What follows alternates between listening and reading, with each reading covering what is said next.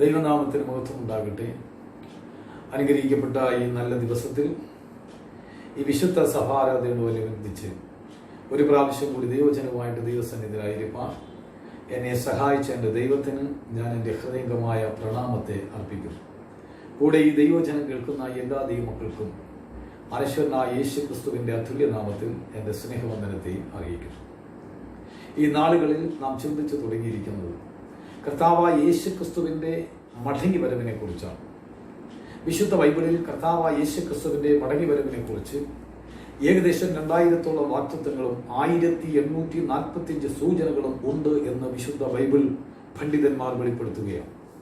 എന്നാൽ കഴിഞ്ഞ ആഴ്ചയിൽ കർത്താവായ യേശു ക്രിസ്തുവിൻ്റെ മടങ്ങി വരവിനെ കുറിച്ച് വെളിപ്പെടുത്തുന്ന മത്തായി സുവിശേഷം 24-ാം അധ്യായത്തിൻ്റെ അതിൻ്റെ 3-ാമത്തെ വാക്യത്തെ വായിച്ച് നമ്മൾ അല്പനേരം ചിന്തിക്കുവാനിടയാണ്. അതിൻ്റെ തുടർമാനമായി ഇന്നതിൻ്റെ 8-ാമത്തെ വാക്യത്തെ ഞാൻ നിങ്ങളുടെ ശ്രദ്ധയിൽ കൊണ്ടുവരുന്നു. എങ്കിലും ഇതൊക്കെയും ഈറ്റുനോവിൻ്റെ ആരംഭം അത്രേ. കർത്താവായ യേശു ക്രിസ്തുവിൻ്റെ ശിഷ്യന്മാർ യേശുവിനോട് ചോദിച്ച ചോദ്യം എങ്ങനെയാണ്? ഗുരു, കർത്താവെ, നിന്റെ മടങ്ങി വരവിനും ലോകാവസാനത്തിനും ഉള്ള അടയാളം എന്താണ്? 2 കാര്യങ്ങളാണ് ചോദിക്കുന്നത്. ഒന്ന്, നിന്റെ മടങ്ങി വരവ് എപ്പോഴായിരിക്കും? 2, ലോകാവസാനം എപ്പോഴായിരിക്കും? അതിന് കർത്താവ് അനേകം കാര്യങ്ങൾ മുമ്പിൽ പറഞ്ഞിരിക്കുന്നതായി കാണാം. അതിനുശേഷമായി 8-ാമത്തെ വാക്യത്തിൽ പറയുന്നത് ഇങ്ങനെയാണ്: എങ്കിലും ഇതൊക്കെയും ഈറ്റുനോവിന്റെ ആരംഭം അത്രേ. യേശുക്രിസ്തുവിന്റെ 2-ാമത്തെ വരവിന് 2 പതനമുണ്ട് എന്ന് കഴിഞ്ഞ ആഴ്ച ഞാൻ വെളിപ്പെടുത്തുവാനിടയാണ്. ഒന്ന് രഹസ്യവരവെന്നും ഒന്ന് പരസ്യവരവെന്നും വിളിക്കുന്നു. ഒന്ന് മേഘപ്രത്യക്ഷതയെന്നും മറ്റൊന്ന് മഹത്വ പ്രത്യക്ഷതയെന്നും വിളിക്കുന്നു. ഒന്ന് ദൈവത്തിന്റെ സഭയെ ചേർക്കുവാൻ വരുന്നു, മറ്റൊന്ന് യഹൂദനുമായിട്ടുള്ള ഉടമ്പടിയുടെ പൂർത്തീകരണത്തിനായി വരുന്നു. ഒന്ന് ആകാശമേഘങ്ങളെ വാഹനമാക്കി വന്ന് തനിക്കായി കാത്തു നിൽക്കുന്ന തന്റെ ഭക്തന്മാരെ ചേർക്കുവാൻ കടന്നു വരുന്നു.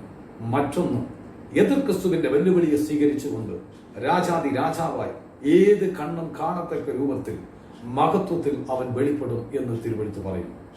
അപ്പോസ്തല പ്രവൃത്തികളുടെ പുസ്തകം 1-ാം അധ്യായത്തിന്റെ 10-11 വാക്യങ്ങളെ ആസ്പദമാക്കി പറഞ്ഞാൽ യേശു ക്രിസ്തു പോയതുപോലെ മടങ്ങി വരും. ഇതൊക്കെ ഞാൻ പ്രസംഗത്തിന്റെ മുന്നോട്ടുള്ള ഭാഗങ്ങളിൽ വെളിപ്പെടുത്തും.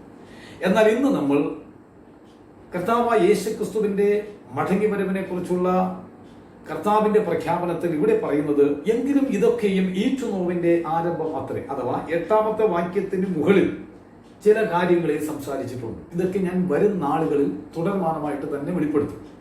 ഈറ്റുനോവ് എന്ന് പറഞ്ഞാൽ ഒരു സ്ത്രീക്ക് പ്രസവവേദന വന്നു കഴിഞ്ഞാൽ വേഗത്തിലൊരു കുഞ്ഞ് ലോകത്തിലേക്ക് പിറക്കാൻ പോകുന്നു. ആ പ്രസവത്തിനുള്ള ടൈം ആകുമ്പോൾ ഉദരത്തിൽ കിടക്കുന്ന കുഞ്ഞ് അതിന്റെ പൊസിഷനിലേക്ക് തിരിഞ്ഞു വരുമ്പോഴാണ് ആ സ്ത്രീക്ക് താങ്ങുവാൻ കഴിയാത്ത വേദന അവരനുഭവിക്കുന്നത്. അതുപോലെ തന്നെ കർത്താവായ യേശു ക്രിസ്തു എന്ന ആ കാലത്തിന്റെ ഉടയവൻ ലോകത്തിൽ വീണ്ടും പ്രത്യക്ഷനാകുന്നതിന് മുൻപായി കാലത്തിന് എടുക്കുന്നതായ പ്രസവവേദനയാണ് ഈ ലോക സംഭവങ്ങൾ എന്ന് കർത്താവ് വെളിപ്പെടുത്തുകയാണ്. ഇന്ന് ഞാനിതിലെ 2 ഭാഗങ്ങളെ നിങ്ങളുടെ ശ്രദ്ധയിൽ കൊണ്ടുവരും. ഒന്ന്, ഇന്നത്തെ രാഷ്ട്രീയ തലത്തിൽ ഉണ്ടായിരിക്കുന്ന ലക്ഷണം. മറ്റൊന്ന്, ശാസ്ത്രീയ തലത്തിൽ ഉണ്ടായിരിക്കുന്ന ലക്ഷണം.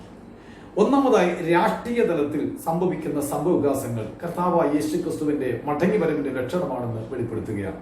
അതിലേക്കായി ദാനിയേൽ പ്രവാചകന്റെ പുസ്തകം 2-ാം അധ്യായത്തിലേക്ക് നിങ്ങളുടെ ശ്രദ്ധയെ തിരിക്കുകയാണ്. ഈ 2-ാം അധ്യായത്തിൽ ഒരു സംഭവമുണ്ട്. ബാബിലോണിന്റെ ചക്രവർത്തിയായിരുന്ന നെബൂഖദ്നേസർ ഒരു സ്വപ്നം കാണുവാനിടയായി. ഈ സ്വപ്നം പ്രഭാതമായപ്പോൾ അദ്ദേഹം മറന്നു. എന്നാൽ തന്റെ ഹൃദയമാകെ വ്യാകുലപ്പെട്ടിരിക്കുകയാണ്. താൻ കണ്ട സ്വപ്നത്തിന് എന്തോ അർത്ഥമുണ്ട് എന്ന് തന്റെ മൈൻഡിൽ തോന്നി. അതിനാൽ വിളിച്ചു ശകുനവാദികളെ, വിളിച്ചു മന്ത്രവാദികളെ, വിളിച്ചു വെളിച്ചപ്പാടന്മാരെ, വിളിച്ചു അന്നത്തെ ആഭിചാരക്കാരെ, സർവരെയും വിളിച്ചു കൂട്ടി. അതിനുശേഷം താൻ പറഞ്ഞു, ഞാൻ കഴിഞ്ഞ രാത്രി ഒരു സ്വപ്നം കാണുവാനിടയായി, അതിനെ വ്യാഖ്യാനിക്കുവാൻ പറഞ്ഞു.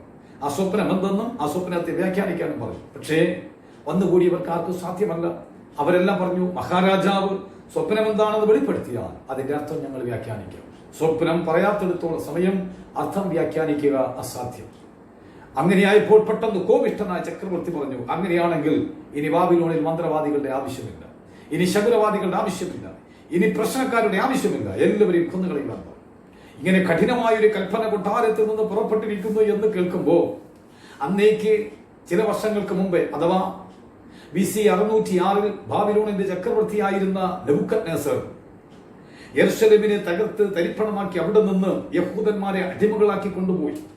അതിൽ നിന്ന് 4 എബ്രായ പുരുഷന്മാരെ തന്റെ വിദ്യകളൊക്കെയും പഠിപ്പിച്ച് അവിടുത്തെ പട്ടാളത്തുകാരാക്കി മാറ്റിയിരിക്കുക. അതിൽപ്പെട്ട ഒരുവനാണ് ഈ പറയപ്പെട്ടതായ ദാനിയേൽ. എന്നാൽ ദാനിയേൽ വന്ന് ചോദിക്കുന്ന ഒരു ചോദ്യം, എന്താണ് ഇങ്ങനെ കഠിനമായ ഒരു കൽപ്പന പുറപ്പെടുവാനുള്ള കാരണം? കാര്യമറിഞ്ഞ ദാനിയേൽ മഹാരാജാവിനെ മുഖം കാണിക്കുവാൻ കടന്നുപോയി. അതിനുശേഷം ആവശ്യപ്പെട്ടു, എനിക്കൊരല്പം സമയം തന്നാൽ മനുഷ്യബുദ്ധികൾക്കോ എനിക്കോ ഇതൊരിക്കലും വെളിപ്പെടുത്തുവാൻ സാധ്യമല്ല. പക്ഷേ സ്വപ്നത്തെ വെളിപ്പെടുത്തുവാൻ കഴിയുന്ന ഒരു ദൈവമുണ്ട്. ആ ദൈവത്തിന്റെ സന്നിധിയിൽ യാചിച്ച് ഞാൻ അതിനെ മറുപടി തരാം. അങ്ങനെ മഹാരാജാവ് സമയം അനുവദിച്ചു കൊടുത്തതിന്റെ പരിണിത ഫലമായി ദാനിയേലും തന്നോടൊപ്പമുള്ള ശദ്രക്, മേശക്, അബേദ്നെഗോ എന്ന് നെബൂഖദ്നേസർ തന്നെ പേര് കൽപ്പിച്ചിരിക്കുന്ന ഈ 4 എബ്രായ പുരുഷന്മാരും ദൈവസന്നിധിയിൽ പ്രാർത്ഥിച്ചു. ആ പ്രാർത്ഥനയ്ക്ക് മറുപടിയായി രാത്രി ദർശനങ്ങളിൽ ദാനിയേൽ അത് വെളിപ്പെടുവാനിടയാണ്. ആ വെളിപ്പെട്ട ആ സ്വപ്നവും അർത്ഥവുമായിട്ട് പിറ്റേ ദിവസം നെബൂഖദ്നേസറിന്റെ മുമ്പിൽ ദാനിയേൽ വെളിപ്പെട്ടു. അവിടെ ദാനിയേൽ വെളിപ്പെടുത്തുകയാണ്. അതിന്റെ 30 മുതൽ ഏകദേശം 37 വരെയുള്ള വാക്യങ്ങൾക്കകത്ത് ഈ സ്വപ്നത്തെ ദാനിയേൽ വെളിപ്പെടുത്തുകയാണ്. മഹാരാജാവ് കണ്ടതായ സ്വപ്നം അതിവേഗത്തിൽ സംഭവിക്കാൻ പോകുന്ന ലോക സംഭവങ്ങളെ സർവശക്തനായ ദൈവം മഹാരാജാവിന് വെളിപ്പെടുത്തിയതാണ്. എന്താണത്? മഹാരാജാവ് കണ്ടത് ഒരു മനുഷ്യബിംബം, ഒരു വലിയ ബിംബം. അത് വളരെ വിവിധ നിലകളിലായിരുന്നു. ഒന്ന്, അതിന്റെ തല തങ്കം കൊണ്ടും അതിന്റെ നെഞ്ചും കയ്യും വെള്ളി കൊണ്ടും അതിന്റെ വയറും അരയും താമ്രം കൊണ്ടും കാലിന്റെ തുട രണ്ടും ഇരുമ്പ് കൊണ്ടും അതിന്റെ താഴ്ഭാഗത്തിലേക്ക് വരുമ്പോൾ 10 വിരലുകളും കാലിന്റെ മറ്റു ഭാഗങ്ങളും ഇരുമ്പും കളിമണ്ണും കൂടി ചേർത്തും നിർമ്മിച്ചിരുന്നു. ഇങ്ങനെയുള്ള ഒരു മനുഷ്യപ്രതിമയാണ് കണ്ടത്. അതിന്റെ അർത്ഥം ദാനിയേൽ തന്നെ വ്യാഖ്യാനിക്കുകയാണ്. അതിന്റെ 38 മുതൽ 44 വരെയുള്ള വാക്യങ്ങളിൽ ദാനിയേൽ വെളിപ്പെടുത്തി, തങ്കം കൊണ്ടുള്ള തല അത് മഹാരാജാവും മഹാരാജാവിന്റെ സാമ്രാജ്യവും തന്നെ. ഇവിടെ ഞാൻ ഒരല്പം ശ്രദ്ധ നിങ്ങളെ ചരിത്രത്തിലേക്ക് സ്വാഗതം ചെയ്യുകയാണ്. BC 3500 മുതൽ 2100 വരെ കാലത്തിൽ കരുത്തേറി നിന്നതായ കാലഘട്ടമാണ് സുമേറിയൻ കാലഘട്ടം. ഈ കാലഘട്ടത്തിലാണ് ലോകത്തിൽ ചക്രവർത്തി ഭരണം ഉടലെടുക്കുന്നത്. ഈ കാലഘട്ടത്തിലാണ് നിയമസംഹിതകൾ ഉണ്ടാക്കുന്നത്. ഇതിൽ ഹമ്മൂറബിയുടെ നിയമസംഹിത വളരെ ചരിത്ര പ്രസിദ്ധവുമാണ്. പിന്നെയും നമ്മൾ അന്വേഷിക്കുമ്പോൾ ഈ കാലഘട്ടത്തിലാണ് സാക്ഷാൽ ദൈവത്തിൽ നിന്ന് മനുഷ്യൻ അന്യ ആരാധന ആരംഭിക്കുന്നത്. കുറെ കൂടി കഴിഞ്ഞപ്പോൾ വീരന്മാരെ, മനുഷ്യനെ ആരാധിച്ചു തുടങ്ങുന്നത് ഈ കാലഘട്ടത്തിലാണ്. എന്തുകൊണ്ടും ഈ കാലഘട്ടം BC 2100 വരെ കാലത്തിൽ നിലനിന്നു. 2100 വന്നപ്പോൾ അസീറിയൻ സാമ്രാജ്യം ഉദയം കൊണ്ടു. ഈ അസീറിയൻ സാമ്രാജ്യത്തിന്റെ ഉദയത്തോടുകൂടി സുമേറിയ അസീറിയയുടെ മുമ്പിൽ നിന്ന് വഴിമാറി കടന്നുപോയി. പിന്നെ കാണുന്ന BC 2100 ഉദയം കൊണ്ട് BC 612 വരെ കാലത്തിൽ കരുത്തേറുന്ന സാമ്രാജ്യമാണ് അസീറിയൻ സാമ്രാജ്യം. ആ കാലഘട്ടത്തിലെ ഏറ്റവും ശ്രേഷ്ഠ ജനതയായിരുന്ന ഖാമ്യ ജനത അഥവാ നോഹയുടെ പുത്ര പരമ്പരയിൽ ഖാമിന്റെ സന്തതി പരമ്പരകളാണ്. ഇവരാണ് ഇന്ത്യൻ ചരിത്രങ്ങളിൽ കാണുന്ന ഇന്ത്യയിലെ പൂർവികരെന്ന് വിളിക്കപ്പെട്ടിരിക്കുന്ന ദ്രാവിഡർ. ഈ പറയുന്ന ഹാമ്യ ജനതയാണെന്ന് ചരിത്രകാരന്മാരുടെ നടുവിൽ 2 അഭിപ്രായമില്ലാതെ ഒരേ അഭിപ്രായത്തിൽ യോജിച്ചിരിക്കുകയാണ്. അങ്ങനെയാണെങ്കിൽ ഈ ദ്രാവിഡരുടെ പൂർവികരായിരിക്കുന്ന ഹാമ്യ ജനതയിൽ കൂടി പടുത്തുയർത്തപ്പെട്ടതാണ് അസീറിയൻ സാമ്രാജ്യം. ഈ അസീറിയയുടെ ശ്രദ്ധേയ സ്ഥാനം എന്ന് പറയുന്നത് അതിന്റെ തലസ്ഥാന നഗരിയായി സിറിയായും പിന്നെ നിനവയും ബാബിലോണും അതിലെ ശ്രദ്ധേയ സ്ഥാനങ്ങളായിരുന്നു. ഇവിടെ എത്രയോ സമർത്ഥന്മാരായ സാരഥികൾ ഭരണകർത്താക്കളായിരുന്നു. തിക്ലസ് ഫിലോസഫർ, ശൽമനേശ്വർ അഞ്ചാമൻ, സർഗോൺ ഒന്നാമൻ, രണ്ടാമൻ, മൂന്നാമൻ എന്നിവർ ബൈബിൾ വെളിപ്പെടുത്തുന്ന അധികായന്മാരാണ്. പിന്നെയും മുന്നോട്ട് വരുമ്പോൾ എത്രയോ ചക്രവർത്തിമാർ, ഒടുവിലേക്ക് വരുമ്പോൾ അസൂർ വാണിപ്പാൽ, അസൂർ നാസിർപാൽ എന്നിവർ വരെ വരുമ്പോൾ ഏകദേശം BC 612. ഈ 612 വന്നപ്പോ ബാബിലോണിന്റെ ചക്രവർത്തിയായി മാറിയ നെബൂഖദ്നേസർ അസീറിയയുടെ ശ്രദ്ധേയ സ്ഥാനമായിരുന്ന നിനവെ പിടിച്ചടക്കിക്കൊണ്ട് തന്റെ ജൈത്രയാത്ര ആരംഭിച്ചപ്പോ ബാബിലോണിയുടെ മുമ്പിൽ നിന്ന് അസീറിയ വഴിമാറി കടന്നുപോയി. പിന്നെ കാണുന്നത് BC 612 ഉദയം കൊണ്ട് BC 539 ഒക്ടോബർ മാസം 29-ാം തീയതി അർദ്ധരാത്രിയിൽ അവസാനിക്കുന്നു ബാബിലോണിയ സാമ്രാജ്യം. ഏകദേശം 73 വർഷം 8 ചക്രവർത്തിമാരുടെ ഭരണത്തിന് വേദി ഒരുങ്ങി. 8 ചക്രവർത്തിമാരിൽ ഏറ്റവും ശ്രദ്ധേയമായിരിക്കുന്നത് നെബൂഖദ്നേസറും മർദുക്കും നെരിഗ്ലേഷ്യൻ എന്ന സ്യാലിനും, ഒടുവിൽ വരുമ്പോൾ നെബൂഖദ്നേസറിന്റെ കൊച്ചുമകനായിരിക്കുന്ന നബൂനിഡക്സ്, അദ്ദേഹത്തിന്റെ പുത്രനായിരിക്കുന്ന ബെൽത്ശസ്സർ, അദ്ദേഹത്തിന്റെ ദാരുണ മരണത്തോടുകൂടി സാമ്രാജ്യത്തിന് തിരശ്ശീല വീഴുകയാണ്. ഇദ്ദേഹത്തിന്റെ ദാരുണ മരണത്തിന് മറ്റൊരു കാര്യം കൂടിയുണ്ട്. ഞാൻ നേരത്തെ വെളിപ്പെടുത്തിയതുപോലെ നെബൂഖദ്നേസർ BC 606, BC 589, BC 586 എന്നീ കാലഘട്ടങ്ങളിൽ ഇസ്രായേൽ രാജ്യത്തെ തകർക്കുവാനും അവരെ കീഴ്പ്പെടുത്തുവാനും ഇസ്രായേൽ ജനതകളെ അടിമകളാക്കി കൊണ്ടുവരുവാനും, എന്നാൽ ആദ്യത്തെ ആക്രമണത്തിൽ തന്നെ യഹൂദന്മാരുടെ പവിത്ര ദൈവാലയമായിരുന്ന അവിടെ ദൈവാലയത്തിനകത്ത് പ്രതിഷ്ഠിച്ചിരുന്നതായ അന്നത്തെ പൊന്ന് വെള്ളി കൊണ്ടുള്ളതായ പൊൻവെള്ളി പാത്രങ്ങളെ സർവത്തെയും അപഹരിച്ചു കൊണ്ടുവരികയും അവിടെ സ്വത്തുകൾ മുഴുവൻ കൊള്ളയടിച്ചു കൊണ്ടുവരികയും അവിടെ ദൈവാലയത്തെ തീവച്ചിട്ടുവിടുകയും ചെയ്തു. പിന്നെ ഒന്നുകൂടി പറയട്ടെ, വിശ്വവിജ്ഞാനിയായ സോളമനിൽ കൂടി ഏകദേശം BC 930, 970 കാലഘട്ടത്തിലാണ് ഈ പറയുന്ന ദൈവാലയം പണിയപ്പെടുന്നത്. ദൈവാലയം പണിയപ്പെട്ടതിന് ശേഷം വിശ്വവിജ്ഞാനിയെ സോളമൻ ഇങ്ങനെ ദൈവത്തോട് പ്രാർത്ഥിച്ചു, ദൈവമേ, നീ സ്വർഗത്തിലും സ്വർഗാതി സ്വർഗത്തിലും അടങ്ങുന്നില്ല, പിന്നെ ഞാൻ പണിതിരിക്കുന്ന ഈ ആലയത്തിൽ എങ്ങനെ അടങ്ങും? ഇല്ല കർത്താവേ, എങ്കിലും ആരെങ്കിലും ഈ ആലയത്തിൽ വന്ന് നിന്റെ നാമം വിളിച്ചപേക്ഷിച്ചാൽ അത് നീ സ്വർഗത്തിൽ നിന്ന് കേൾക്കണമേ എന്ന് പറഞ്ഞ് ആലയത്തെ പ്രതിഷ്ഠിച്ച് ദൈവത്തിന്റെ ഷഖീന അതിനെ ഉറപ്പിക്കുകയും ചെയ്തു. എന്നാൽ അതേ ദൈവം തുടർന്ന് വന്നതായ ശലോമോനും തുടർന്ന് വന്ന പ്രവാചകന്മാർ കൂടി അരുളി ചെയ്തു, നിങ്ങൾ അഥവാ ഇസ്രായേൽ ജനത ഈ ദൈവത്തെ സ്നേഹിച്ചും സേവിച്ചും ദൈവകൽപ്പന അനുസരിച്ച് പ്രമാണ പ്രകാരം മുന്നോട്ട് പോയാൽ ഈ ആലയം ജാതികൾക്ക് പ്രാർത്ഥനാലയം എന്ന് വിളിക്കപ്പെടും. എന്നാൽ അതിൽ നിന്ന് വ്യതിചലിച്ച് നിങ്ങൾ എപ്പോൾ ദൈവത്തെ വിട്ട് തിരിയുന്നുവോ അപ്പോൾ ഈ മഹത്വമായിരിക്കുന്ന ആലയം കൽക്കൂമ്പാരമായി തീരുമെന്നും ജാതികളുടെ മുമ്പിൽ പരിഹാസമായി തീരുമെന്നും ദൈവം പ്രഖ്യാപിച്ചു. അതേ പ്രഖ്യാപനം തന്നെ കാലാന്തരത്തിൽ നിവർത്തിക്കപ്പെട്ടു. അതിക്രമികളായി മാറിയ യഹൂദന്മാരെ പാഠം പഠിപ്പിക്കുവാൻ വേണ്ടി ദൈവം നെബൂഖദ്നേസറുടെ കരങ്ങളിൽ ഏൽപ്പിച്ചു.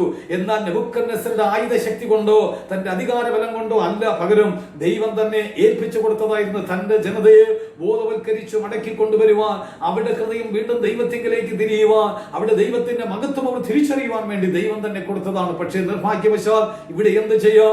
ഇതൊക്കെ അപകരിച്ചു കൊണ്ടുവന്നുവെങ്കിലും അതിലേതെങ്കിലും ഒരു പാത്രമോ അതിലേതെങ്കിലും ഒരു വിശുദ്ധ വസ്തുക്കളെയോ നെബൂഖദ്നേസർ അശുദ്ധമാക്കിയതായിട്ട് നമുക്ക് വായിക്കാൻ കഴിയുന്നില്ല. അദ്ദേഹത്തിന്റെ കൊച്ചുമകന്റെയും മകനായിരിക്കുന്ന ബെൽത്ശസ്സർ ഒരു വലിയ വിരുന്നു കൂട്ടി അതിനുശേഷം ദേശനിവാസികളെയും തന്റെ ധനമഹത്വവും തന്റെ മഹിമയും വെളിപ്പെടുത്തുവാൻ വേണ്ടി അനേകം നാളുകൾ നീണ്ടുനിന്ന ഒരു വലിയ ഘോഷം തന്നെ നടക്കുകയാണ്. ഒരു സുപ്രഭാതത്തിൽ അദ്ദേഹം എഴുന്നേറ്റിട്ട് ഇങ്ങനെ പറഞ്ഞു, ഞങ്ങൾ സാധാരണക്കാരല്ല, ഞങ്ങളുടെ പൂർവ്വ പിതാക്കന്മാർ ദൈവത്തോട് വെല്ലുവിളിക്കുന്നവരാണ്, ദൈവത്തിന്റെ സേന എന്ന് വിളിക്കപ്പെട്ട ഇസ്രായേലിനെ തകർത്ത് തരിപ്പണമാക്കിയവരാണ്. തീർന്നില്ല, അവിടെ ദൈവാലയത്തെ കൊള്ളയടിച്ചു കൊണ്ടുവന്ന് വെച്ചിരിക്കുന്ന പൊൻവെള്ളി പാത്രങ്ങളുണ്ട്. വിളിച്ചു, ദാസന്മാരെ കൊണ്ടുവരിക, പാത്രങ്ങളെ കൊണ്ടുവന്നു, പാത്രങ്ങളെ ഒഴിക്കുക, മദ്യം ഒഴിച്ചു. ഇതിൽ അന്നത്തെ തന്റെ വെപ്പാട്ടിമാരും തന്റെ കൂട്ടുകാരും താനുമെല്ലാം കൂടി യഹൂദന്മാരുടെ ദൈവാലയത്തിനകത്തുള്ള പൊൻവെള്ളി പാത്രത്തെ അശുദ്ധമാക്കി അതിൽ വീഞ്ഞ് പകർന്ന് കുടിച്ച് താനും തന്റെ വെപ്പാട്ടികളും കൂടി മദ്യപിച്ചു മധോന്മത്തരായിരിക്കുമ്പോ പെട്ടെന്ന് നെബൂഖദ്നേസറിന്റെ അകത്തളത്തിനകത്ത് അഥവാ അവരിയ്ക്കുന്ന മാളിക മുറിക്കകത്ത് പെട്ടെന്നൊരു ഒരു കൈപ്പത്തി അവിടെ ചുവരിന്മേൽ അങ്ങോട്ട് പതിഞ്ഞു. ഇത് കണ്ടപ്പോ ബെൽത്ശസ്സറുടെ അരക്ക ചഴിയുവാനിടയായി, അദ്ദേഹത്തിന്റെ മുട്ടുകാല് വിറയ്ക്കുവാനിടയായി. പെട്ടെന്ന് ഇതാ ആ കൈപ്പത്തി എന്തെന്ന് മനസ്സിലാക്കുവാൻ നിവർത്തിയില്ല. വിളിച്ചു ശകുനവാദികളെ, അദ്ദേഹവും വിളിച്ചു മന്ത്രവാദികളെ. ആർക്കും അത് വായിക്കുവാനോ വെളിപ്പെടുത്തുവാനോ നിവർത്തിയില്ല. ഉടനെ തന്റെ അപ്പന്റെ കാലഘട്ടത്തിലുള്ള നെബൂഖദ്നേസറുടെ കാലഘട്ടത്തിലെ ഉള്ളതായ ദാനിയേലിനെ കൊണ്ടുവന്നു. ദാനിയേൽ അർത്ഥം വ്യാഖ്യാനിക്കുകയാണ്. ഇങ്ങനെ എഴുതി, മെനെ മെനെ തെക്കേൽ ഊഫർസീൻ.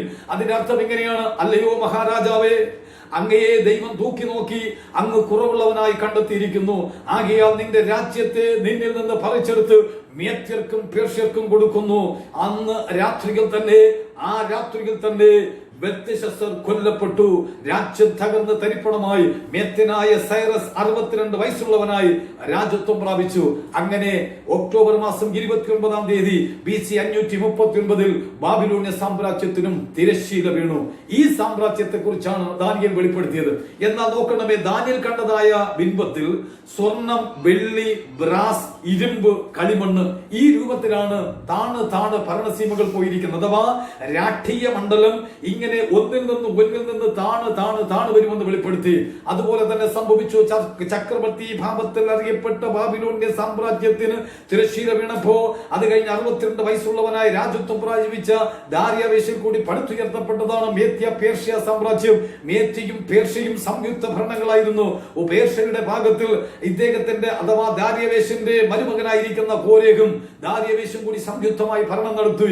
ഈ ഭരണം ഏകദേശം BC 331 വരെ കാലത്ത് നിന്ന് അഗശ്വരേഷും അർത്തശട്ടായും സൈറസും കോരേഷും എല്ലാം ഇതിലെ പ്രധാനികളും ഇവിടെ ഭരണ ലോകത്തിൽ തന്നെ വസിക്കുകയും ചെയ്തു. ഒടുവിൽ BC 339 ഗ്രാനീക്കസ് നദീതീരത്ത് അഥവാ അർമാലയിലെ ഗ്രാനീക്കസ് നദീതീരത്ത് വെച്ച് നടന്ന ഘോര സമരത്തിൽ മാസിഡോണിയൻ രാജാവായ ഫിലിപ്പിന്റെ രണ്ടാം മകൻ അലക്സാണ്ടർ ദാരിയാവേശ് മൂന്നാമനെ പരാജയപ്പെടുത്തി വധിക്കുകയും സ്വന്തം കൈകൊണ്ട് പേർഷ്യൻ കൊട്ടാരത്തിന് തീവയ്ക്കുകയും ചെയ്തപ്പോ ഈ പറയപ്പെട്ട പേർഷ്യൻ സാമ്രാജ്യത്തിനും തിരശ്ശീല വീണു. പിന്നെ BC 335 ഉദയം കൊണ്ട് BC 320 നാലായി കീറപ്പെട്ട സാമ്രാജ്യമാണ് ഗ്രേക്ക് സാമ്രാജ്യം.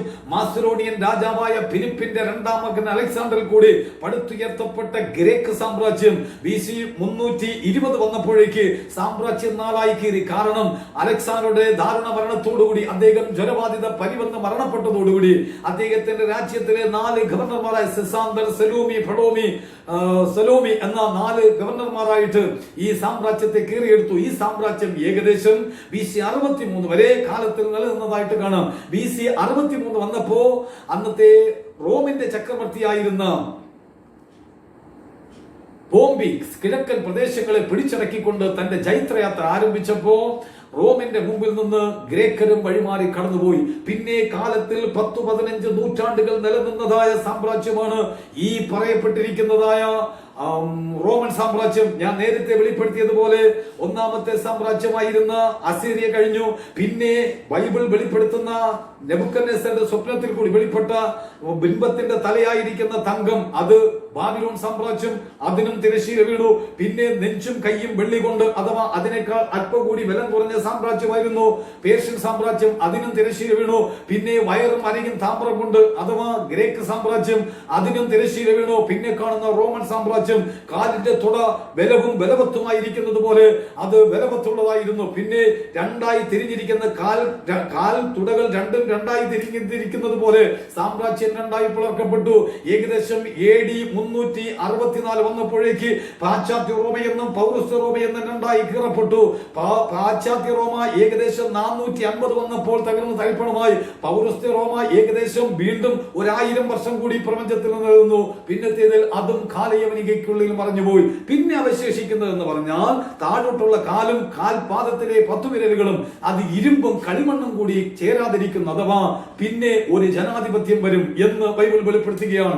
ഏകദേശം ഇന്നേക്ക് 2600 വർഷങ്ങൾക്ക് മുമ്പ് പ്രവാചകനായിരിക്കുന്ന ഇരമ്യാവ് ഇങ്ങനെ പ്രവചിക്കുന്നു. 13-ാം അധ്യായം 18-ാമത്തെ വാക്യത്തിൽ, നീ രാജാവിനോടും രാജമാതാവിനോടും നിങ്ങൾ ഇറങ്ങി നിലത്തിരിക്കുക, നിങ്ങളുടെ ചൂടാമണികളായിരിക്കുന്ന കിരീടങ്ങളെ നിലത്തിടുക എന്ന് കൽപ്പിക്കുന്നു എന്ന് സൈന്യങ്ങളുടെ ദൈവമായ യഹോവ കൽപ്പിക്കുന്നു. അഥവാ നിന്റെ രാജവാഴ്ച, ഈ ലോകം വെക്കൊണ്ടിരിക്കുന്ന രാജകീയ പ്രൗഢിയുടെ വാഴ്ചകൾ അവസാനിക്കുമെന്ന് വെളിപ്പെടുത്തി തീർന്നില്ല. യെഹെസ്കേൽ പ്രവാചകൻ 21-ാം അധ്യായം 26-ാമത്തെ വാക്യത്തിൽ ഇങ്ങനെ പറഞ്ഞു, ഞാൻ മകുടം നീക്കി കിരീടം എടുത്തു കളയും, ഇനി അത് അങ്ങനെ ഇരിക്കുകയില്ല, ഞാൻ താണതിനെ ഉയർത്തും, ഉയർന്നതിനെ താഴ്ത്തും. ഇവിടെ നമ്മൾ വളരെ വ്യക്തമായി മനസ്സിലാക്കിയ ഈ രാജഭരണം അവസാനിക്കുകയും പിന്നെ ഈ പറയപ്പെട്ടതുപോലെ ഒരു ജനാധിപത്യ ഭരണം വരുമെന്നും ഒടുവിൽ ചേരിചേരാ ഭരണം വരുമെന്നും അവിടെ വെളിപ്പെടുത്തി. അത് തന്നെ ഇന്ന് കാലത്ത് സംഭവിച്ചു. 19-ാം നൂറ്റാണ്ടിന്റെ അവസാനത്തിൽ വന്നപ്പോൾ 5 രാഷ്ട്രങ്ങൾ രാജവാഴ്ച അവസാനിപ്പിച്ച് ജനാധിപത്യ ഭരണത്തിന് വിധേയപ്പെട്ടു. 20-ാം നൂറ്റാണ്ടിന്റെ ആദ്യ പകുതിയിൽ തന്നെ ഏകദേശം 11 രാജ്യങ്ങൾ അതിന് വിധേയപ്പെട്ടു. ഒടുവിൽ 20-ാം നൂറ്റാണ്ടിന്റെ തുടക്കം വന്നപ്പോഴേക്ക്, അവസാനം വന്നപ്പോഴേക്ക് ഒട്ടുമുക്കാലും രാജ്യങ്ങൾ രാജവാഴ്ച അവസാനിപ്പിച്ച് ജനാധിപത്യ വ്യവസ്ഥയ്ക്ക് വിധേയമായി. ഇന്ന് ഞാനിത് പ്രസംഗിക്കുന്ന സമയത്തിൽ ലോകത്തിൽ മുഴുവനായിട്ട് രാജവാഴ്ച അവസാനിപ്പിച്ച് ജനാധിപത്യത്തിലേക്ക് നീങ്ങിക്കൊണ്ടിരിക്കുകയാണ്. ചില രാജ്യങ്ങൾക്കകത്ത് ഇപ്പോഴും ചക്രവർത്തി ഭരണം നിൽക്കുന്നു എങ്കിലും അഥവാ രാജഭരണം നിൽക്കുന്നുവെങ്കിലും സ്വച്ഛാധികാരം പൂർണ്ണമായും നഷ്ടപ്പെട്ടിരിക്കുകയാണ്. അതിനാൽ ദൈവവചനം നിവർത്തിക്കപ്പെട്ടു. അവിടെ ചൂടാമണികൾ നിലത്തു വീണു, കിരീടങ്ങൾ നിലത്തു വീണു, അഥവാ രാജഭരണം അവസാനിച്ചു. ജനാധിപത്യ ഭരണം ഉടലെടുത്തു. ഒടുവിൽ കാണുന്നത് കാലിലെ 10 വിരലുകൾ ഇരുമ്പും കളിമണ്ണും കൂടി ചേരാതിരിക്കുന്ന, അഥവാ ഇരുമ്പിന്റെ ബലമുണ്ടെങ്കിലും കളിമണ്ണ് ചേരാതിരിക്കുന്നത് പോലെ സങ്കര ഗവൺമെന്റ് അഥവാ കൂട്ടുഭരണ മന്ത്രിസഭ വരുമെന്ന് തിരുവചനം വെളിപ്പെടുത്തി. നമ്മുടെ ഇന്ത്യയിൽ ആദ്യമായിട്ട് കൂട്ടുഭരണ മന്ത്രിസഭ രൂപീകരിച്ചത് 1957 ശ്രീ EMS നമ്പൂതിരിപ്പാടാണ്. പെട്ടെന്ന് തന്നെ ആ മന്ത്രിസഭ പൊളിഞ്ഞുപോയി. ഇന്ന് ലോകത്തിൽ എവിടെയും കൂട്ടുഭരണ മന്ത്രിസഭ സാധ്യമാണ്. ഇപ്പോൾ നാം കണ്ടുകൊണ്ടിരിക്കുന്നതാണ് കർണാടകത്തിലൊക്കെയും മന്ത്രിസഭ ആടി ഉലഞ്ഞുകൊണ്ടിരുന്നതും ആടി ഉലഞ്ഞു വീണതും. ഇതാ അതുപോലെ തന്നെ ബോംബെയിലും മന്ത്രിസഭ ആടിക്കൊണ്ടിരിക്കുകയാണ്. കാരണം കൂട്ടുഭരണ മന്ത്രിസഭ ഇരുമ്പിന്റെ ബലമുണ്ട് എങ്കിലും കളിമണ്ണ് ചേരാതിരിക്കുന്നത് പോലെ സഖ്യകക്ഷികൾ ചേരാതിരിക്കുന്ന ഒരു കാലം വരുമെന്ന് തിരുവെഴുത്ത് പറഞ്ഞു. എന്താണ് ഇതിന്റെയൊക്കെ പിന്നിൽ ഉദ്ദേശം? അതേ പ്രിയമുള്ളവരെ, ആ ബിംബത്തെ കുറിച്ച് ദാനിയേൽ വെളിപ്പെടുത്തുമ്പോൾ അതിന്റെ ഒടുവിലെ ഭാഗത്തിൽ പറഞ്ഞു നിർത്തുന്നത് എങ്ങനെയാണ്? ഏകദേശം 34-35 വാക്യങ്ങൾ 2-ാം അധ്യായത്തിന്റെ ഒടുവിൽ കൈതൊടാതെ പറഞ്ഞു വന്നൊരു കല്ല് ഈ ബിംബത്തിന്റെ കാലിൽ വന്ന് അടിച്ചിട്ട് മുഴുവനെയും തകർത്ത് കളഞ്ഞു. അതിനുശേഷം ഈ കല്ല് വളർന്നു, ഭൂലോകം മുഴുവൻ നിറഞ്ഞു. അതിനെ ദാനിയേൽ വ്യാഖ്യാനിച്ചിരിക്കുന്ന 43-44 വാക്യത്തിൽ ഒരിക്കലും ഇളകാത്ത ഒരു രാജ്യം സർവശക്തനായ ദൈവം സ്ഥാപിക്കും. ആരാണ് ആ രാജ്യത്തിന്റെ ഉടമസ്ഥൻ? യഹൂദന്മാരുടെ രാജാവായി പിറന്നവൻ എവിടെ എന്ന് മത്തായി സുവിശേഷം 2-ാമത്തെ അധ്യായത്തിൽ യേശുക്രിസ്തു പിറന്നു വീണ ഉടനെ കിഴക്ക് നിന്ന് വിദ്വാൻമാർ അന്വേഷിച്ചു വന്നു. ദൂതൻ യേശുവിന്റെ ജനത്തോടനുബന്ധിച്ച് തന്റെ മാതാവായിരിക്കുന്ന മറിയത്തോട് പ്രഖ്യാപിച്ചതും അവൻ അത്യുന്നതന്റെ പുത്രൻ എന്ന് വിളിക്കപ്പെടും, അവന്റെ രാജ്യത്തിന് അവസാനം ഉണ്ടാകത്തില്ല. രാജാതി രാജാവായ കർത്താവായ യേശുക്രിസ്തു ഈ ലോകത്തിൽ രാജാവായി രാജ അധികാരം ഏറ്റെടുക്കുവാൻ മടങ്ങി വരുന്നതിന് മുൻപായി ഈ പറയുന്ന രാജഭരണങ്ങളെല്ലാം അവസാനിച്ച്, ജനാധിപത്യ ഭരണങ്ങൾ അവസാനിച്ച്, ഇന്നത്തെ സങ്കര ഗവൺമെന്റുകളെല്ലാം അവസാനിച്ച് ഒരു വിക്രമനായ ചക്രവർത്തിയുടെ കയ്യിൽ ചെല്ല, അഥവാ എതിർ ക്രിസ്തു എന്ന് പറയുന്ന ഒരു മനുഷ്യന്റെ കയ്യിൽ ലോകം ചെന്ന് ചേരുവാൻ പോവുകയാണ്. ഇന്ന് ലോകത്തെ ഒരു കുടക്കീഴിൽ കൊണ്ടുവരുവാൻ ശ്രമിക്കുന്ന അനേക സംഘടനകൾ ഇന്ന് ഭൂമിയിലുണ്ട്. അതിലൊന്നാണ് ഐക്യരാഷ്ട്രസഭ, മറ്റൊന്ന് അന്താരാഷ്ട്ര നാണയനിധി, മറ്റൊന്ന് ലോക ആരോഗ്യ സംഘടന, യൂറോപ്യൻ യൂണിയൻ. ഇതൊക്കെയും ലോകത്തെ ഒരു കുടക്കീഴിൽ നിർത്തുവാൻ വേണ്ടി അഹോരാത്രം കിണഞ്ഞ് ശ്രമിച്ചുകൊണ്ടിരിക്കുകയാണ്. പ്രിയ സ്നേഹിതരെ, ഈ കാണുന്ന രാഷ്ട്രീയ തലത്തിലെ മാറ്റം കർത്താവായ യേശുക്രിസ്തു എതിർ ക്രിസ്തുവിന്റെ ഭരണത്തെ തകർക്കുവാൻ മഹത്വത്തിൽ മടങ്ങി വരുന്നതിന് മുൻപേ സംഭവിക്കേണ്ടതും ഇതാ ലോകം പോകുന്നത് വേഗത്തിൽ വിക്രമനായ ഒരു ചക്രവർത്തിയുടെ മുമ്പിലേക്കാണ്. ഇന്ന് ഈ സംഭവിച്ചുകൊണ്ടിരിക്കുന്ന കോവിഡ് പോലും വാസ്തവത്തിൽ ലോകത്തെ ഏകാധിപത്യത്തിലേക്ക് കൊണ്ടുപോകുവാനുള്ള ദൈവിക പദ്ധതിയാണെന്ന് ഇന്ന് പകൽക്കാലം വെളിപ്പെടുത്തുകയാണ്. രണ്ടാമത് അവിടെ പറഞ്ഞു വെച്ചിരിക്കുന്നത് പ്രവാചകനായി യെസ്യേൽ, ഞാൻ താണതിനെ ഉയർത്തും, ഉയർന്നതിനെ താഴ്ത്തും. ഒരു കാലഘട്ടത്തിൽ ജീവിതകാലം മുഴുവൻ ഭരിക്കപ്പെടുവാൻ വേണ്ടി ഏൽപ്പിക്കപ്പെട്ടവർ അഥവാ അടിച്ചമർത്തപ്പെട്ട ജനതകൾ കർത്തവനെന്നും വെളുത്തവനെന്നും അഭർണനെന്നും സവർണനെന്നും വേർതിരിച്ചുകൊണ്ട് അഭർണനെ അടിച്ചമർത്തിയിട്ടിരുന്നു. എന്നാൽ ഇന്ന് എത്രയോ അഭർണന്മാർ, എത്രയോ ദളിതർ ഭരണകർത്താക്കളായ ഉയരത്തിലേക്ക് വന്നു. ശ്രീ VP സിംഗ് ഭരണകൂടം കൊണ്ടുവന്ന മണ്ഡൽ കമ്മീഷൻ നടപ്പിലായതോടുകൂടി അതിനും സാധ്യത വന്നു. ഇന്ന് ലോകത്തിൽ താണതൊക്കെയും ഉയർന്നുകൊണ്ടിരിക്കുന്നു, ഉയർന്നതൊക്കെയും താണ് തരിപ്പണമായി കൊണ്ടിരിക്കുന്നു. ഇത് കർത്താവായ യേശുക്രിസ്തുവിന്റെ മടങ്ങിവരവിന്റെ രാഷ്ട്രീയ ലക്ഷണം എന്ന് പറഞ്ഞ് ഒന്നാമത്തെ ഭാഗത്തിന് പുരുഷപ്പെടുന്നു. 2 ശാസ്ത്രീയ ലക്ഷണം.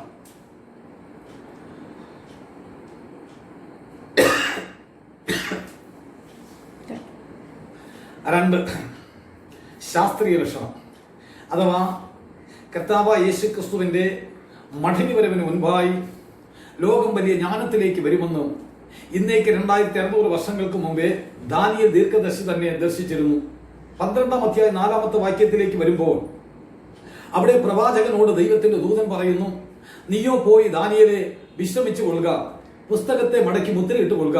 പലരും ഈ പുസ്തകത്തെ അന്വേഷിക്കുകയും ജ്ഞാനം വർദ്ധിക്കുകയും ചെയ്യും. അഥവാ മുദ്രയിടപ്പെട്ട പുസ്തകത്തിന്റെ മഹത്വത്തെ അന്വേഷിക്കുന്ന ഒരു കാലം വരുമെന്ന് എഴുതിയിരിക്കുന്നു.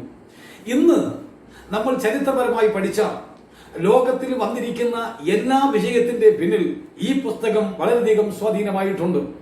ഗലീലിയോയെ ലോകം അഥവാ ഭൂമി ഉരുണ്ടതാണെന്ന് പറയുവാൻ പ്രേരിപ്പിച്ചത് വിശുദ്ധ ബൈബിളാണ്. കാരണം ഭൂമി മണ്ഡലാകൃതി പൂണ്ടതാണെന്നും ഭൂമി വൃത്താകൃതി പൂണ്ടതാണെന്നും ആദ്യമായിട്ട് ലോകത്തിൽ വെളിപ്പെടുത്തിയത് വിശുദ്ധ ബൈബിളാണ്. എന്താണോ ഇന്നത്തെ ആധുനിക ശാസ്ത്രം പറയുന്നത് അതേ ആശയം തന്നെയാണ് ബൈബിൾ നൂറ്റാണ്ടുകൾക്ക് മുമ്പേ വെളിപ്പെടുത്തിയത്. കാരണം ഭൂമി വൃത്താകൃതി പൂണ്ടതാണെന്നും ഭൂമി മണ്ഡലാകൃതി പൂണ്ടതാണെന്നും വിശുദ്ധ ബൈബിൾ പറയുന്നു. സദൃശവാക്യങ്ങളുടെ പുസ്തകവും യെശയ്യാ പ്രവാചകന്റെ പുസ്തകവും വളരെ വ്യക്തമായിട്ട് അത് വെളിപ്പെടുത്തി. എന്നാൽ ഇത് തന്നെയാണ് ഗലീലിയോ പറഞ്ഞത്. അപ്പോഴൊരു ചോദ്യം നിങ്ങൾക്ക് ചോദിക്കാം, അങ്ങനെയാണെങ്കിൽ എന്തുകൊണ്ട് പാസ്റ്ററെ ഗലീലിയോയെ ആരാ വധിച്ചു കളഞ്ഞത്? ആരാ അദ്ദേഹത്തിന് പറഞ്ഞതായി സത്യത്തെ അംഗീകരിച്ച നിശ്ചയം? അത് ഞാൻ ഇപ്പോൾ അതിനെ ഓർത്തുകൊണ്ട് ഇപ്പോൾ അനുദമിക്കുകയാണ്. ഒരു പ്രാവശ്യമെങ്കിലും ബൈബിൾ വായിച്ചവരായിരുന്നുവെങ്കിൽ ഒരിക്കലും അദ്ദേഹത്തിന് നേരെ ഇങ്ങനെ ചമ്മട്ടി എടുക്കത്തില്ലായിരുന്നു എന്ന് പറഞ്ഞുകൊണ്ട് ആ ഭാഗത്ത് ഞാൻ വിടുകയാണ്. എന്നാൽ വിശുദ്ധ ബൈബിളിന്റെ വെളിപ്പാടനുസരിച്ച് പിന്നെ ദൈവത്തിന്റെ വചനത്തിൽ ഇവിടെ പറയുന്നു, മനുഷ്യന്റെ ജ്ഞാനം വർദ്ധിക്കും. നമ്മുടെയൊക്കെ ബാല്യകാലത്ത് കണ്ടതുപോലെ എല്ലാ മനുഷ്യന്റെ ജ്ഞാനം ഇന്ന് എന്ന് നമ്മൾ ഓർക്കണമേ. പ്രിയ സ്നേഹിതരെ, നാം ചരിത്രമൊന്ന് ഒരല്പം ഓടിച്ച് പഠിക്കുകയാണെങ്കിൽ ഏകദേശം 1456 ലിയോണാർഡോ ഡാ വിഞ്ചി എന്ന മനുഷ്യൻ ബലൂണിന്റെ സഹായത്താൽ അന്തരീക്ഷത്തിൽ കൂടി പറന്നു. 1903 റൈറ്റ് സഹോദരന്മാർ വിമാനം കണ്ടുപിടിച്ചു. ഇന്ന് മണിക്കൂറിൽ ഏകദേശം 5000 കിലോമീറ്റർ മുതൽ അതിന് മുകളിലോട്ട് പറക്കുവാൻ കഴിയുന്ന സൂപ്പർ വിമാനങ്ങൾ ഇന്ന് നിലവിൽ വന്നിട്ടുണ്ട്. അതുപോലെ തന്നെ ബഹിരാകാശ പേടകങ്ങൾ മിന്നൽ വേഗതയിൽ കടന്നു പോകുന്നു. പിന്നെയും ജെറ്റ് വിമാനങ്ങൾ, ഇങ്ങനെയോ എത്രയോ തരം യുദ്ധവിമാനങ്ങൾ അങ്ങനെ തുടങ്ങി പോകുന്നു. ഇവറ്റകളെല്ലാം അന്തരീക്ഷത്തെ കീറിമറിച്ചുകൊണ്ട് പറന്നു പോകുവാൻ പഠിച്ചിരിക്കുന്നു. കാരണം മനുഷ്യന്റെ ജ്ഞാനം വർദ്ധിച്ചിരിക്കുന്നു. തീർന്നില്ല. 1961 സോവിയറ്റ് റഷ്യയിലെ യൂറി ഗഗാറിൻ എന്ന് പറയുന്ന മനുഷ്യൻ ഏപ്രിൽ 12 ബഹിരാകാശ യാത്ര ചെയ്തു. 1969 ജൂലൈ മാസം 20 നീൽ ആംസ്ട്രോങ് ആൽഡ്രിൻ എന്നിവർ ചന്ദ്രനിൽ കാലുകുത്തി കാർ ഓടിച്ച് കല്ലും മണ്ണും വാരി അവർ തിരിച്ചു വന്നു. എന്നാൽ ഇവർ ചന്ദ്രനിൽ കാലുകുത്തിയപ്പോൾ ആദ്യം ഉച്ചരിച്ച വാക്യം ഇതാണ്: ആകാശം ദൈവത്തിന്റെ മഹത്വത്തെ വർണ്ണിക്കുന്നു, ആകാശവിധാനം ദൈവത്തിന്റെ കൈവേലയെ പ്രസിദ്ധമാക്കി. അഥവാ മനുഷ്യൻ എത്ര തന്നെ ജ്ഞാനിയായി മുകളിലോട്ട് പോയിട്ടുണ്ടെങ്കിലും അതിന്റെ ഒരൊറ്റ മറുപടി ബൈബിൾ പറയുന്നു. ബൈബിൾ ഉൽപ്പത്തി പുസ്തകം 11 അധ്യായം 6 വാക്യം, മനുഷ്യൻ ചെയ്യാൻ നിരൂപിക്കുന്നത് ഒന്നും അവന് അസാധ്യമാക്കുകയില്ല. അഥവാ അതൊക്കെയും മനുഷ്യൻ ഇനി ഈ പ്രപഞ്ചമണ്ഡലത്തെ അണ്ടവിടാഹങ്ങളെ മുഴുവൻ കീഴ്പ്പെടുത്തിയാലും അതെല്ലാം ദൈവം അവന് കൊടുത്തിരിക്കുന്ന അവകാശം മാത്രമാണെന്ന് പറഞ്ഞ് ആ ഭാഗത്ത് വിടുകയാണ്. വീണ്ടും സഭാപ്രസംഗി പറയുന്നു, ഇപ്പോഴുള്ളത് മുൻപുണ്ടായിരുന്നത് തന്നെ, ഇനി ഉണ്ടാകാനുള്ളതും മുൻപുണ്ടായിരുന്നത് തന്നെ. വാക്യം ഒരിക്കൽ കൂടി പറയുകയാണ്, ഇപ്പോഴുള്ളത് മുൻപ് ഉണ്ടായിരുന്നത് തന്നെ, ഇനി ഉണ്ടാകാൻ പോകുന്നതും മുൻപുണ്ടായിരുന്നത് തന്നെ. അഥവാ സയൻസിന്റെ നേട്ടം, അഥവാ ചരിത്ര ശാസ്ത്രീയ നേട്ടം എന്ന് പറഞ്ഞാൽ നിഗൂഢമായി മറഞ്ഞിരുന്ന വസ്തുക്കളെ വെളിച്ചത്തിൽ കൊണ്ടുവന്നു. അതാണ് ശാസ്ത്രീയ നേട്ടം. അല്ലാതെ ഇല്ലായ്മയിൽ നിന്ന് ഒരു മൊട്ടു സൂചി പോലും ഉണ്ടാക്കി എടുക്കുവാൻ ഇന്ന് വരെ ശാസ്ത്രത്തിന് കഴിഞ്ഞിട്ടില്ല. അതുകൊണ്ട് ശാസ്ത്രത്തിനും എത്രയോ അപ്പുറത്ത് വിജയമാണ് സർവശക്തനായ ദൈവം എന്ന് പറഞ്ഞ് ഈ ഭാഗത്ത് ഞാൻ നിങ്ങളുടെ മുമ്പിൽ ഉറപ്പിക്കുകയാണ്. ഇനിയും അല്പം കൂടി നമ്മൾ പഠിച്ചാൽ ഏകദേശം 1622 വില്യം ഔട്ട്ഹഡ് എന്ന് പറയുന്ന മനുഷ്യൻ കമ്പ്യൂട്ടർ കണ്ടുപിടിക്കുവാനായിട്ട് അടിസ്ഥാനമിട്ടു. 1831 ചാൾസ് ബാബേജ് കമ്പ്യൂട്ടർ കണ്ടുപിടിച്ചു. എന്നാൽ ഇന്ന് ലോകത്ത് തന്നെ കമ്പ്യൂട്ടർ നിയന്ത്രിക്കുകയാണ്. ഒരു സമയത്ത് 1976 മൈക്രോ ചിപ്പുകൾ ഉപയോഗിച്ച് ഓഫീസുകളെ നിയന്ത്രിച്ചിരുന്നുവെങ്കിൽ ഇന്ന് മനുഷ്യൻ തന്നെ തന്റെ കൈവെള്ളയിലും കയ്യിലും നെറ്റിയിലുമൊക്കെ കമ്പ്യൂട്ടർ ചിപ്പുകൾ സ്ഥാപിച്ചുകൊണ്ട് തന്റെ ശരീരത്തിൽ കമ്പ്യൂട്ടർ ചിപ്പ് സ്ഥാപിച്ച് സംസാരിക്കുന്ന, നടക്കുന്ന, പ്രവർത്തിക്കുന്ന കമ്പ്യൂട്ടറായി മാറിക്കൊണ്ടിരിക്കുകയാണ്. ഇനിയും എന്തിനേറെ പറയണം, 100 മനുഷ്യന്റെ ബുദ്ധിയിലും 100 മനുഷ്യന്റെ ശക്തിയിലും പ്രവർത്തിക്കാൻ കഴിയുന്ന റോബോട്ടുകളെ വികസിത രാജ്യങ്ങൾ വികസിപ്പിച്ചെടുത്തിരിക്കുന്നു.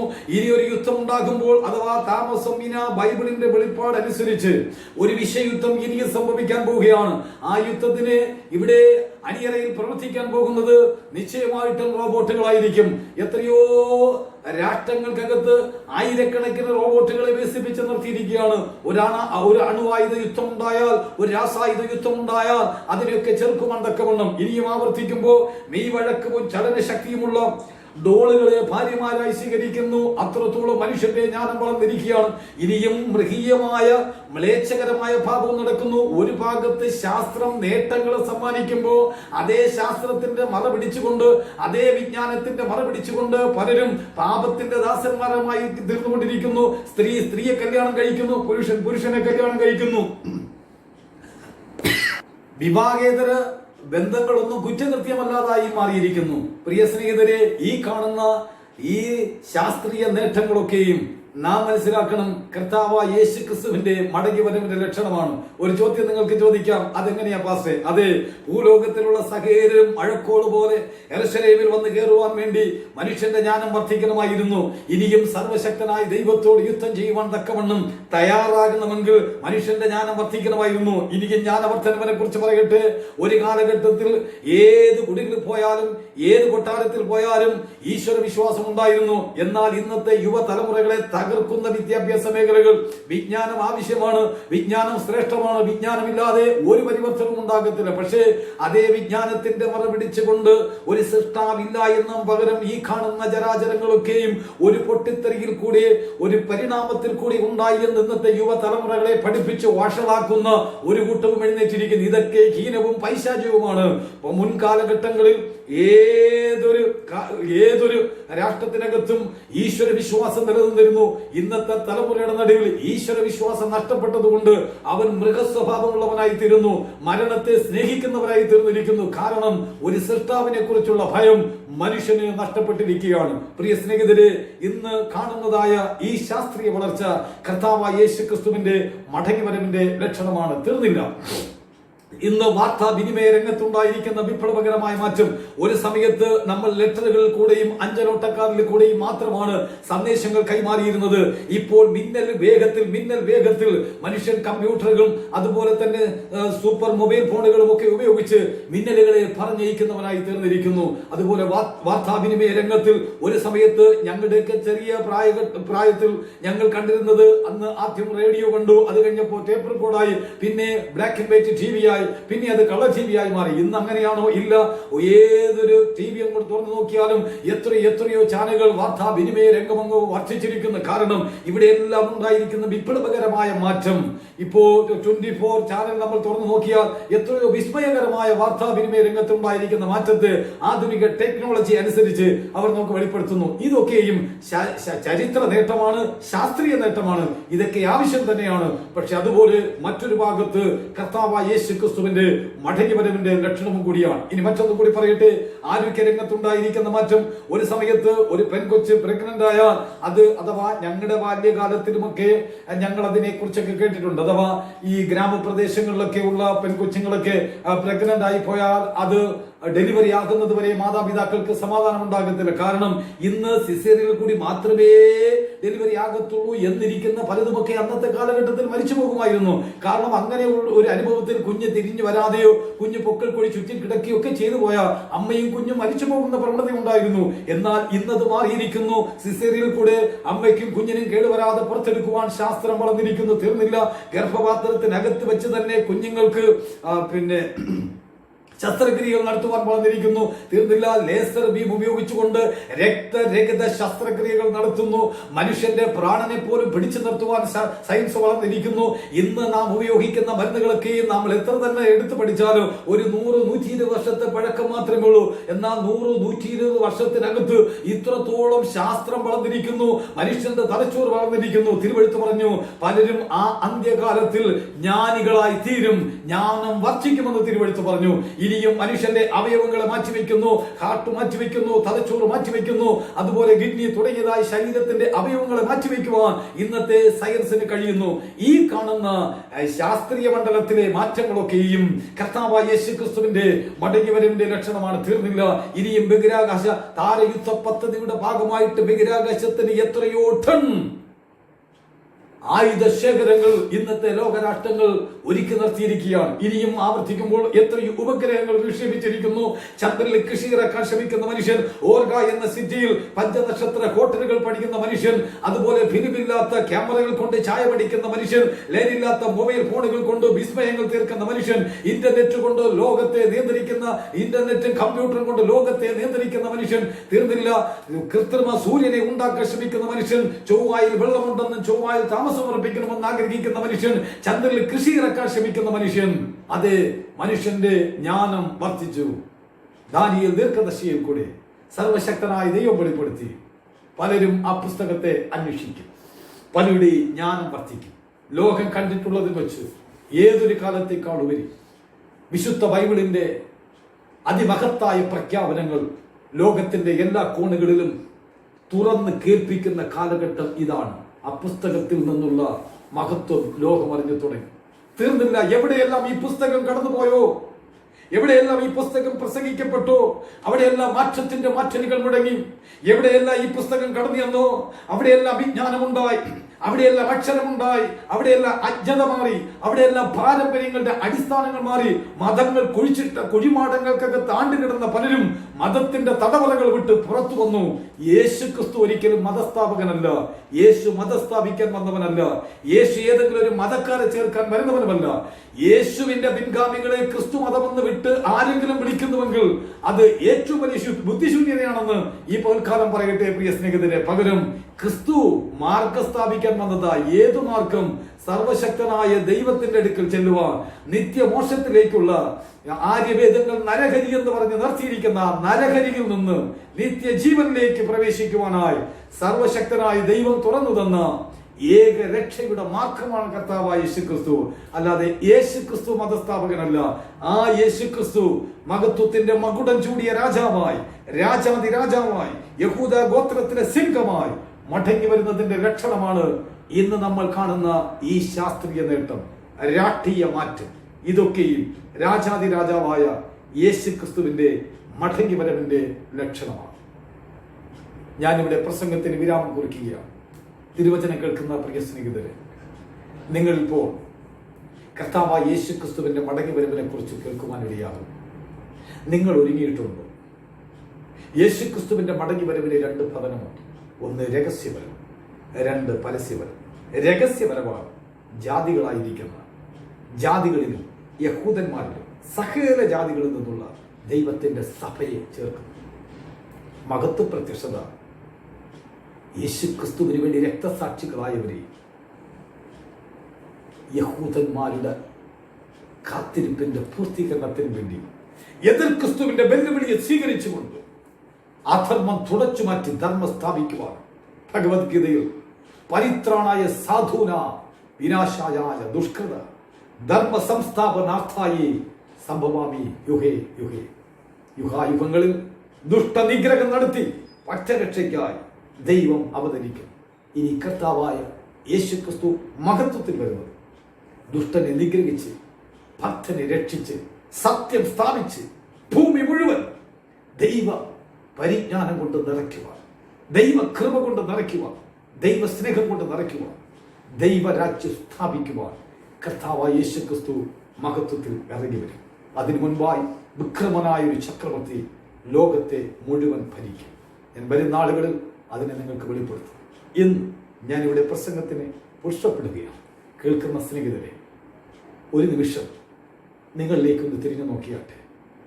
യേശുവിൻ്റെ വരവിൽ, ആ രഹസ്യ വരവിൽ നീ കാണപ്പെടുമോ? നിന്റെ പേരുണ്ടോ കർത്താവിൻ്റെ പുസ്തകത്തിൽ?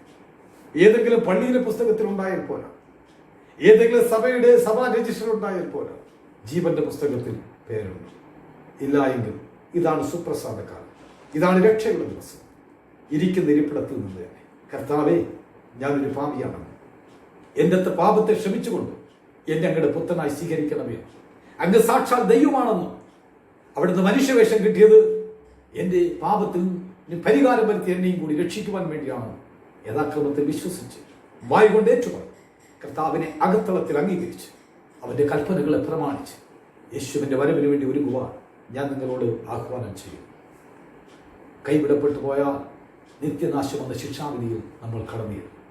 ഞാൻ ഇതുവരെ ഇവിടെ വെളിപ്പെടുത്തിയതൊന്നും ഏതെങ്കിലും ഒരു പങ്കിലിക്കറിയാം. ലോക സംഭവങ്ങളെ, നമ്മുടെ കണ്ണാലെ കാണുന്ന, കേൾക്കുന്ന, അനുഭവിക്കുന്ന സംഭവങ്ങളെ തിരുവചനത്തിൻ്റെ വെളിച്ചത്തിൽ വെളിപ്പെടുത്തി.